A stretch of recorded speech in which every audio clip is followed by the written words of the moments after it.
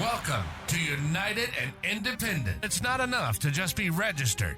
It's time to take action. Our goal on this show is crystal clear: to educate, motivate, and unite. We're going to show you the incredible position and power you hold right now and what you can achieve by standing together. We're not just talking politics, we're making a difference.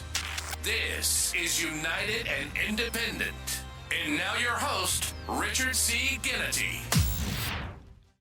Welcome. This is the fourth broadcast of our podcast, if you will. And in that, we mentioned before that we were going to talk about the two out of the four problems that in our hypothetical ticket. And it was supposed to be debt and the educational system. Well, we started gathering up information on the debt, and we realized that was going to overwhelm the time we had. So we're just going to address that this time. And we are going to address the educational system, but that won't be until the next podcast, about 2 weeks from now. Okay, let's talk about the debt. Okay, the debt, both of the candidates on the left and right are horrible, absolutely horrible in dealing with the debt issue. Biden has apparently increased the debt roughly $2 trillion.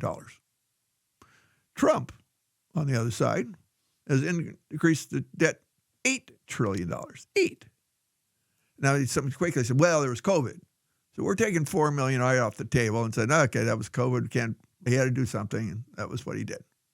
But still, 4 and Biden's 2 is $6 trillion they added to the debt. So to say either of them have been responsible relative to that issue is you're joking. Okay?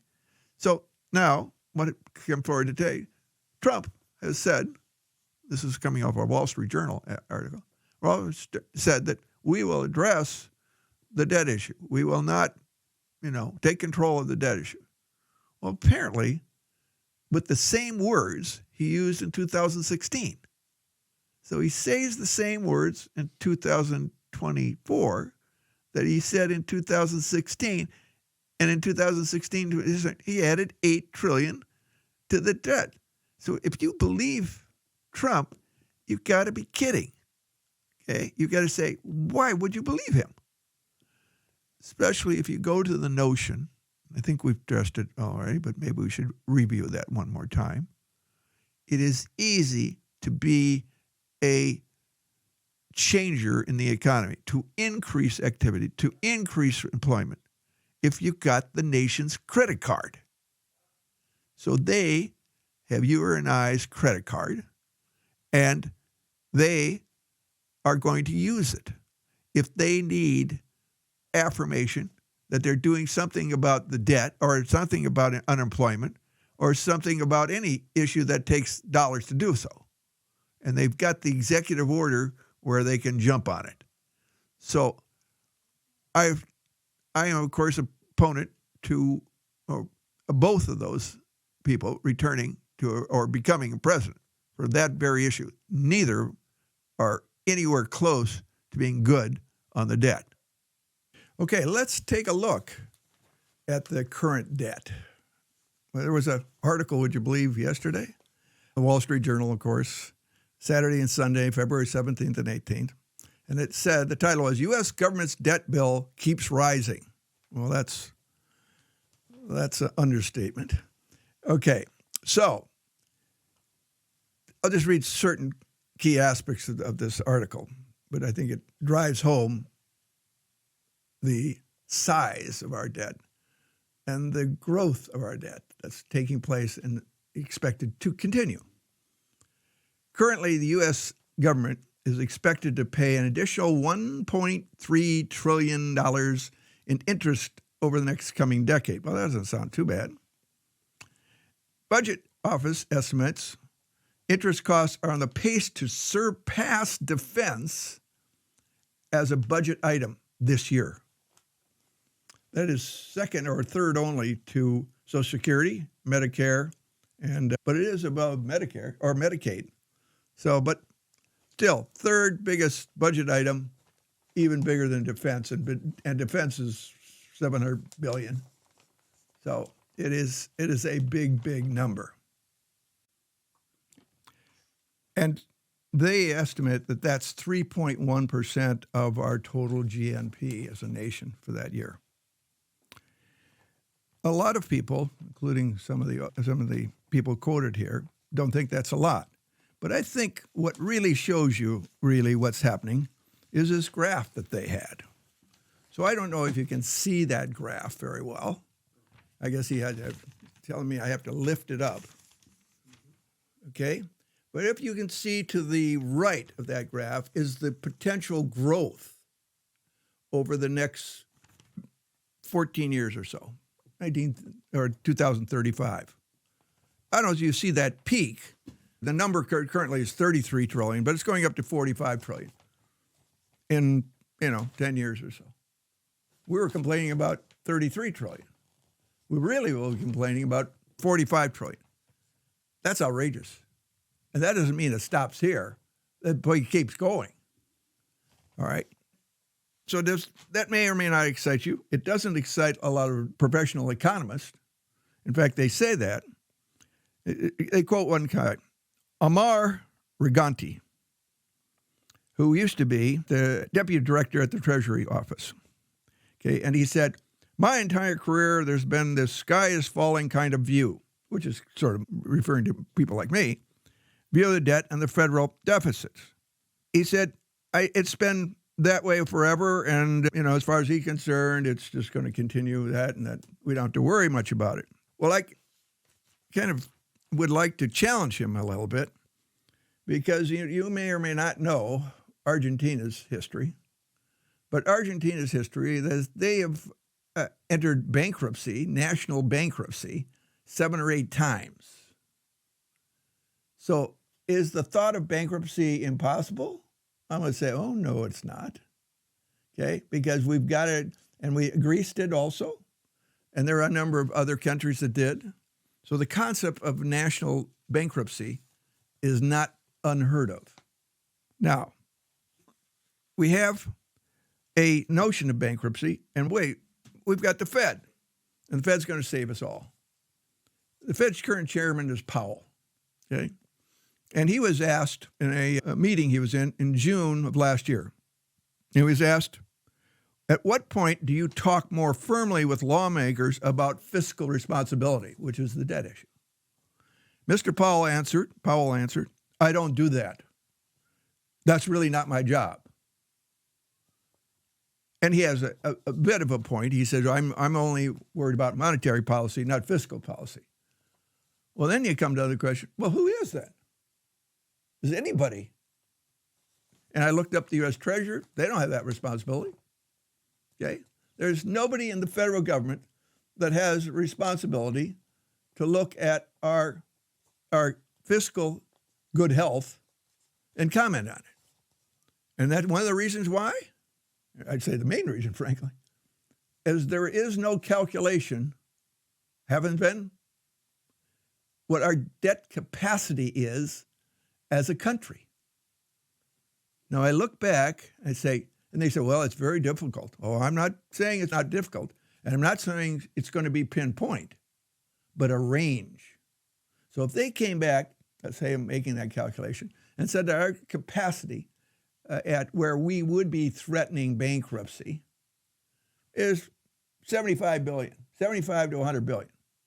Well, we're at 33, we're going to 45. I'll say, well, at least I don't have to worry about it. I'll be retired by then, so let's now deal with it, okay? But what if it came back at 57 or 48 trillion? Was it time to get excited when, based upon this chart, that's going to happen in 2035 or so? I think everybody would be. So then you say, well, if he can't do it, who could?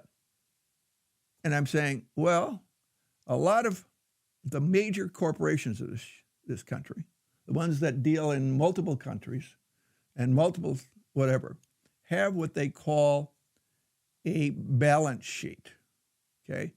That is a statement of assets and liabilities, and you subtract liabilities from assets, and you get net worth, if you will. They don't call it net worth, but you get them. That's the total equity at a cost basis that you have. So those calculations, and from that, the chief financial officers take a look at cash flow and say, yeah, we can support that debt, or no, we've got a real problem. We've got too much coming due that we've got to do something. So I think we should have the same notion at the country level. And it's almost remiss for us not to have attempted to calculate it now. Now, again, I'm not saying it's going to be right on. It's almost, you hate to say it's somewhat like the weather, but a calculation is better than nothing. It would leave a lot of tension, so to speak, a lot of people like me who are screaming about the debt. If we said, well, we could take $250 trillion of debt. Okay, then I guess I can't get too excited right now. But to think that our nation doesn't have a debt limit is crazy. Okay, and is evidenced by other countries going into debt, going into bankruptcy, and stop paying their bills. Of course, there would be an unbelievable crash in our economy, probably worse than the Depression, frankly. But do I think I like to view reality than just kind of walking into it? And let's take a moment to go back to what I was discussing in that article about Powell's response to the question, at what point do you talk more firmly with lawmakers about fiscal responsibility? He said, it's not my job. Well, there was a great article, again, really in that same June article, that they mentioned the difference in response to a similar question by 3 former Fed chairmen. You may or may not recall all these. Burns is one of them, back in the 70s. And the next one was Paul Volcker, which has a long reputation of sort of solving the major problem of inflation and high interest rates in the early 80s under Reagan. And then there was Alan Greenspan, and he was the Fed chairman during Bush II's time frame and Clinton earlier. So they have a little different response to that same question. Both Volcker and Greenspan specifically had meetings with the president to talk about what was taking place and what they saw as problematic in debt issuing. Okay. Now, when you go back to Burns, he saw the problem. Obviously, most of you won't recall the massive inflation that was taking place in the 70s. But he said, yeah, I know there's a problem caused by too much government spending, but gee, I just don't think that I should interfere with the legislative wishes of our Congress and the president, of course. And I said, well, that's great. Who does? And again, I posed that question early. But the point is, they see it coming. All of them recognize that overspending in the government is a major component of inflation.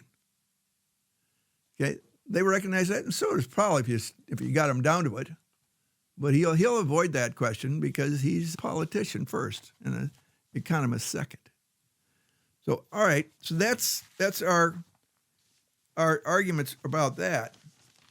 But then let's go to other problems that we have to address. You recall, or you should recall, the angst that was caused by the Fed and by the papers that our inflation rate was dropping lower than our goal of 2%. And I'm thinking, and I say, nobody asked them, why in the heck do we have a goal of 2% inflation? Okay? I mean, what's magic about 2? Why not 7? Why not 0? And really the answer which they don't want to say is because of the debt. With inflation, you borrow now and pay with cheaper dollars, and they're right. You're borrowing now in current dollars and you're paying back in deflated dollars. And at 2% over 30 years, that adds up actually. So they're angst. They're wanting to act. And about a year and a half ago, they were trying to act when inflation was less than 2%. Now it's about 3 or plus. And they said, well, it's not so bad. Yeah, it is. Sure it is. Let's put it real as personal as I can. Let's talk about people, and there's a significant amount, that have either no wages, small wages, or wages that don't increase because their skills aren't there, they have problems physically, et cetera, et cetera, et cetera. They're pretty much living on a fixed income, and that income doesn't really have hopes of going up dramatically. How would you like to talk to them, especially the people on the street, let's say, that, see this loaf of bread? That costs $1 today. But we, the Fed, we, the government, are planning that it's going to cost you $1.02 next year.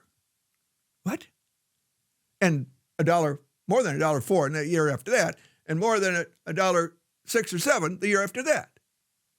I don't see that as a real positive statement to those people. Okay? And you get all the people on fixed incomes. Now, not everybody in retirement, I happen to be in retirement, are based upon a fixed income. Social Security does have an increase every year. I just got my notice 2 weeks ago. But I'm not everybody. There's a number of people that they got their retirement fixed at 65, and they're not reviewed. So we're asking those people, oh, no problem, it's just 2% a year. 2% multiplied. And today we're living longer. So let's say you retire at 65. That's the old traditional way. But you're at 85 or you're 90. That's 20 years at 2% or 25 years at 2% increase. And that's okay. Are you okay with that? I don't think if I were them, I would be. And then you have to ask again, why? And the why is because they can't afford to pay back debt taken today with equal dollars 30 years from now, 10 years from now, 5 years, depending upon the Treasury notes that they're issuing. And is that talked about? I haven't heard it. Okay? Do they hide it? And that is both a Democratic problem in today's environment, and it's a Republican Party. Neither of them have talked about what inflation does. Just remember it. And let's go to the Fed's current calculation, has been probably for the last 3 or 4 years, their preferred calculation of inflation. The preferred calculation of inflation, it's 2 things, fuel and food. Now, I don't know how many of you people out there, but clearly I'm affected by the food increases prices. It's hard to imagine many of you aren't. Okay, and certainly fuel, I drive my car, et cetera, et cetera. And I said, they're ignoring those 2 issues? They're absolutely meaningful to almost everybody here, including the poorest of the poor, okay, including those people who are on fixed incomes. But they ignore that, and they say, oh, it's too volatile to measure, But if you look at the calculation of CPI and go into the details, food and fuel are not the only things that fluctuate fairly dramatically on occasion. Prices go up or down, but they fluctuate. And you go into the computation of CPI, and there it is. They use something called averaging. So they take, let's say, the last year or last 2 years, and they say, what was their price each month during those years? Then they front load that, saying, well, we want the more recent ones. But we take an average of those, what they call weighted average. And that's what we use. That's what they are using. They have used. But do they bring that over to food or fuel? Apparently not, because it's too difficult. No, it's not. The reason is because they don't like what the numbers are coming out with. The numbers tend to be higher than other things, or have been. So again, here it is. Our Fed, who's effectively smoking us. Okay? If that doesn't bother you, again, think about it. Think about the things that don't make sense. I mean, when they first came out and they said they're not including food and fuel, and they think we're supposed to be okay with that? Well, most of us believe that they can't do it. Yes, they can. Is it perfect? No. No weighted average is perfect, but it's a heck of a lot better than nothing. And they're saying, well, we just don't want it. We prefer it. They prefer it because it doesn't show higher inflation. That's why they're preferred. And is anybody in the press or anybody else pressing them? I haven't heard it. But we all should be. And that's it. I just want to thank you and hope to see you 2 weeks from now when we'll talk about the educational system. More significant than ever before. Bigger than the Democrats. Bigger than the Republicans. This is United and Independent. And now, back to your host, Richard C. Ginnity. Well, tonight, we're taking a look at a group called No Labels. And it's been around for a while. 2010 is when they first formed. And their original stated reason for being is to support centrism, political centrism, and bipartisanship through what they call common sense majority. Now, those are all just words, of course, and you don't really know it until you get to define it. But they basically have been arguing that there is a need in the political environment of the U.S. for a more centrist offering. And I think a lot of people would probably agree to that. So I wanted to take a look at No Labels and what I saw and what has been reported on No Labels. Because they've been attacked, if you will, criticized by both the right and the left. But probably what it looks like, more on the left has criticized it, which means that the left is concerned that they're going to be pulling votes more from the Democratic side than they will pull from the Republican side. That's hard to tell, but they have sought out, and they're seeking that right out now, to have a 2024 ticket. And that is a ticket they have registered in, I think, 18 states, maybe more. And they're looking after the big Tuesday coming up in March that they will add 10 or more. So they're going to be there on the ballot, at least, I would say, 35 or 36 of the states. So they could be a factor.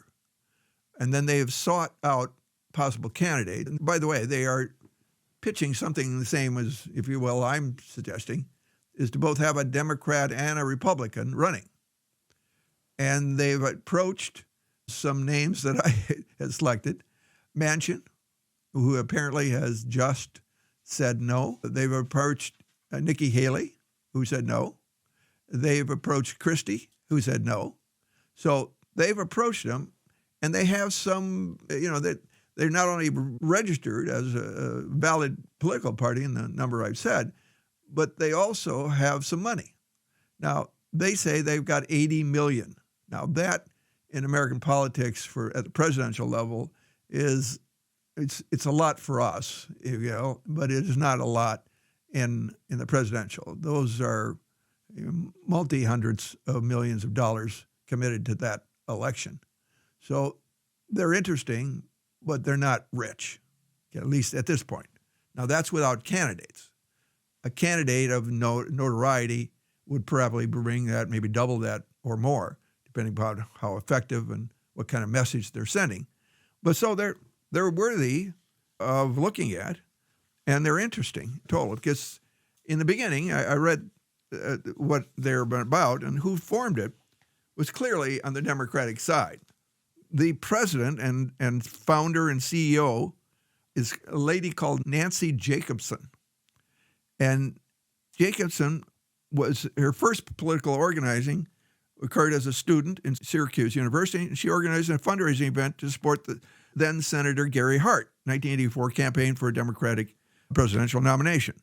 She also supported Al Gore, Bill Clinton, and was a finance director of the Inaugural Committee for finance chair for the Democratic National Committee. So you look at that background and you say, well, this is Democratic.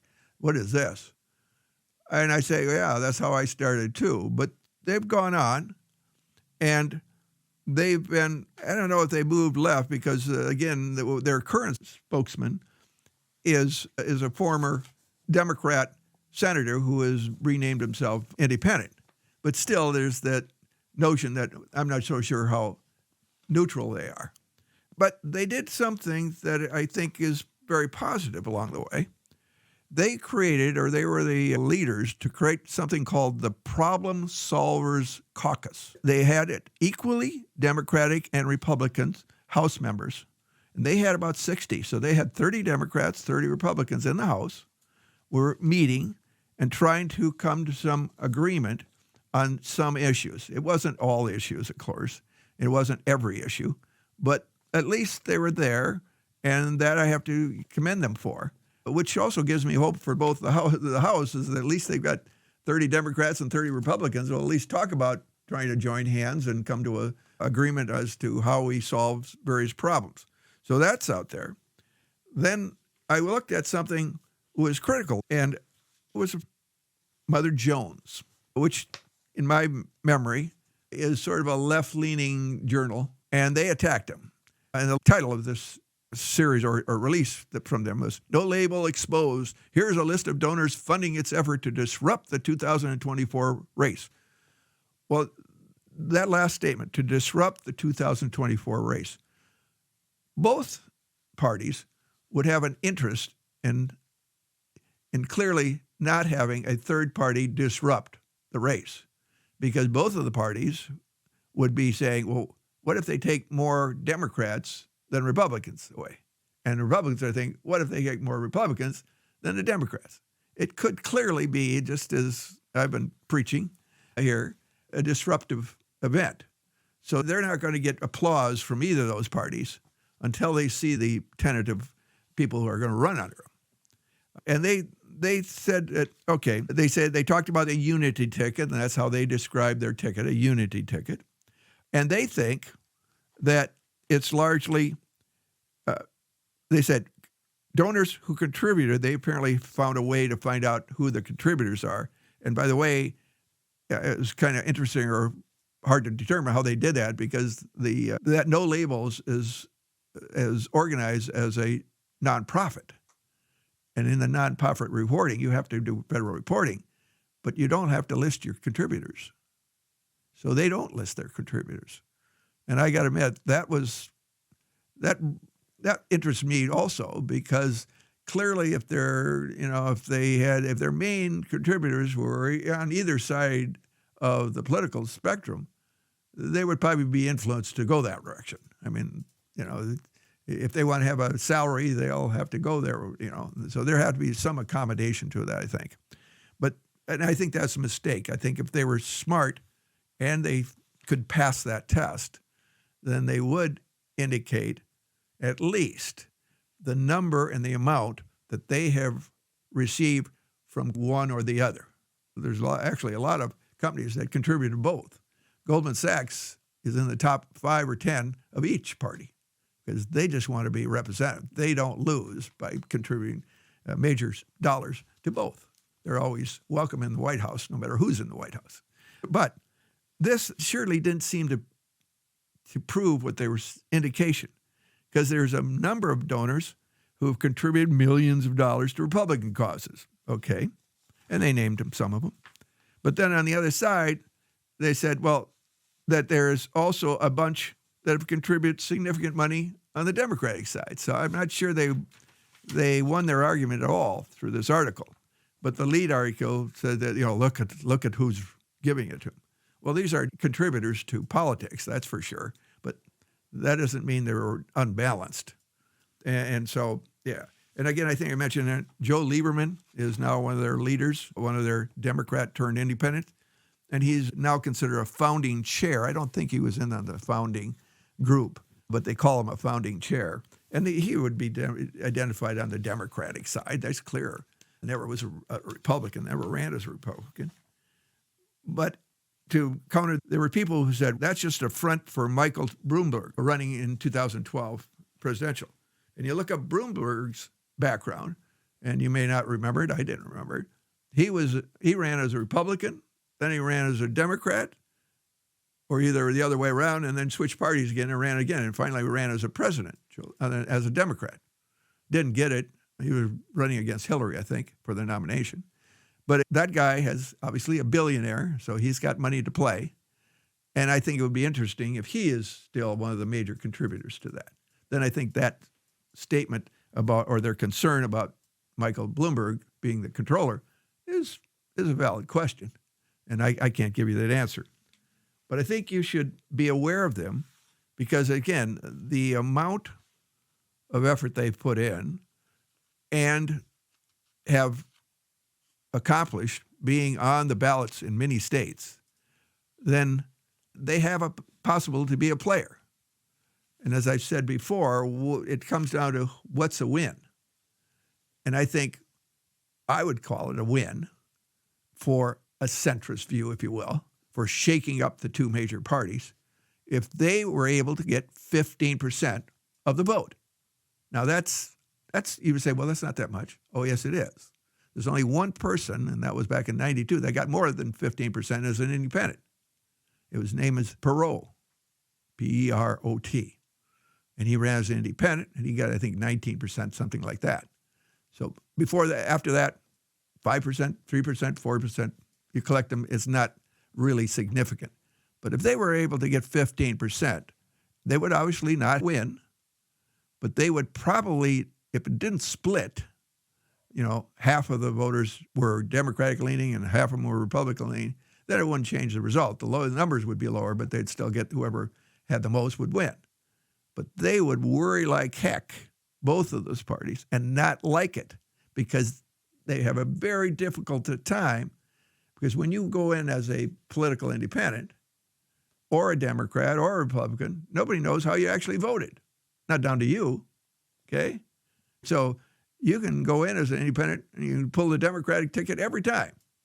But they're not going to identify how many political independents. They'll know how many voted Democratic, Republican, but they don't know you.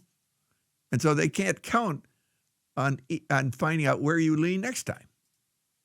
So again, I think that increases the power of the independent, and I'll be speaking on that not tonight, but later on.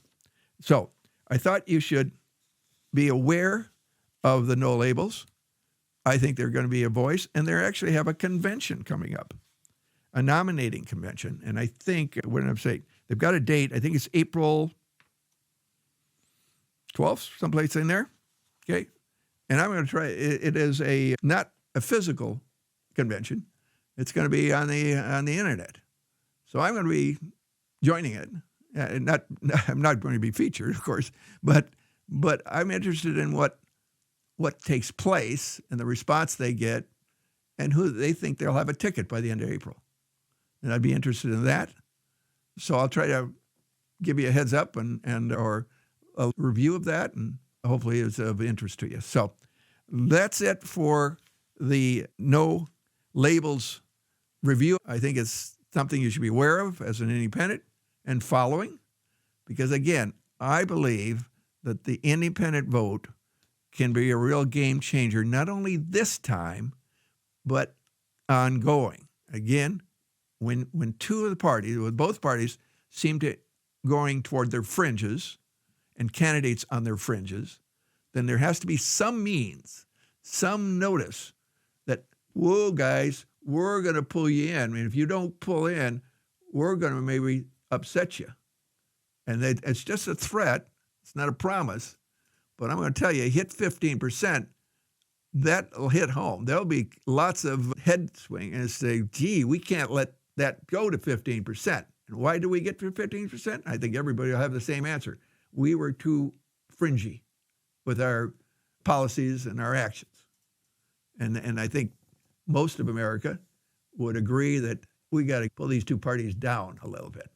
And that's the mechanism I think is there. And frankly, it's going to be always there. And you say, well, next time if they don't have money, they won't be registered. Yeah, but as I argued before, you always have the ability to do a write-in. And that's in every state. There is no state that doesn't allow you to have a write-in. And that, I think, is a unleveraged privilege that you should think about, that you should think, wait a second, that is my third party. That is my third way. And keep that in the back of your mind as saying, I don't have to listen to these. And you can name both parties, one party, whatever you want to name, that is just outside of your comfort level, okay, as far as running this country. You've got that alternative. And you may sometimes lend it only to one person, one side. Democrats are two out, Republicans are two out, and are going to vote this. Now, if you're a Democrat leaning anyway and the Republicans are out, you're going to vote Democrat because you think they're okay. If you're a Republican leaning independent, you're going to vote Republican if you think it's the Democrats that are way out and not the Republican. So it's not for sure any time, but when you think both of them are out, and I think this is a great example of both of them being unbelievably out. And I think I've gone over where I think they're out, but I've mentioned the Ukraine on Trump. I mentioned both of them on their history of abusing the budget, overspending gobs, if you will. So, and you can say, well, how about the border and I think you have to point at Biden on the border, although he's been very political in trying to shift that blame recently. But you may not agree with me, but I think you would accept that there are issues that we could use to rein in the president's party, and both on the Republican side and both the Democratic side. So please remember that option. And I would argue one more thing. I would argue you don't lose by re-registering political independent. And you say, well, yes, you do. You're not in the nominating process. And I'm saying nothing stops you from changing back to either Republican or Democrat, voting in the areas to get your nominee of choice, and then coming right back out to political independent. If you do that, you get the best of both worlds. Okay? And so I think that's the position that people should take. I think you should think about it. You can send me emails on it. You can talk to me. You can say, well, what about this? What about that? And hopefully I can answer that. But I think it's really a position that is, in my mind, becoming much more powerful as I keep exploring it. So thank you for tonight. You having a good night. We'll talk to you soon. You've been listening to United and Independent. What separates this show from others is that Richard has the background and experience to back it up. You can find detailed information on his background at the website united-and-independent.com. We hope you've enjoyed the show, and we hope you've gotten something from it. Make sure to like, rate, review, and subscribe. We'll be back soon. But in the meantime, follow us on social media. Thanks for helping to make a difference. See you next time on United and Independent.